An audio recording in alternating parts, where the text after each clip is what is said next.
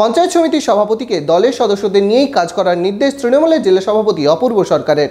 ভোটের আগে বড়োয়ায় কুলিতে নির্বাচনী কর্মী সভা থেকে এমনই নির্দেশ তৃণমূলের জেলা সভাপতির। মনমোহিনী কেনাকাটায় ঈদের খুশি দ্বিগুণ হয়ে যায়। মনমোহিনী একটি সে নাম, সকলকে জানাই ঈদের সালাম।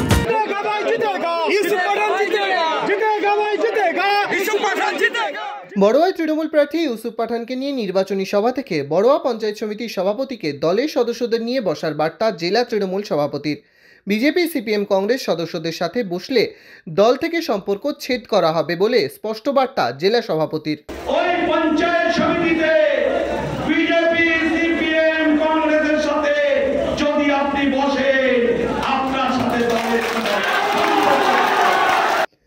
গত পঞ্চায়েত ভোটে বড়োয়া পঞ্চায়েত সমিতিতে 38টি আসনের মধ্যে 21টি আসন পেয়ে বড়োয়া পঞ্চায়েত সমিতিতে সংখ্যাগরিষ্ঠতা পায় তৃণমূল কংগ্রেস।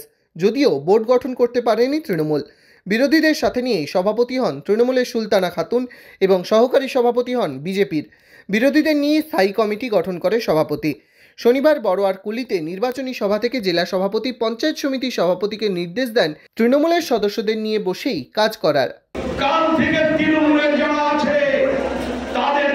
পঞ্চায়েত সমিতি চলবে, অন্য দলের যারা আছে তাদের যেটুকুনি অধিকার, আইনগত অধিকার তারা সেটুকুনি পাবে, কিন্তু তাদের সঙ্গে নিয়ে বসে আর কোথাও কিছু করা যাবে না। সভাপতিও মাইক হাতে জানান দলের নির্দেশ মেনেই কাজ করবেন।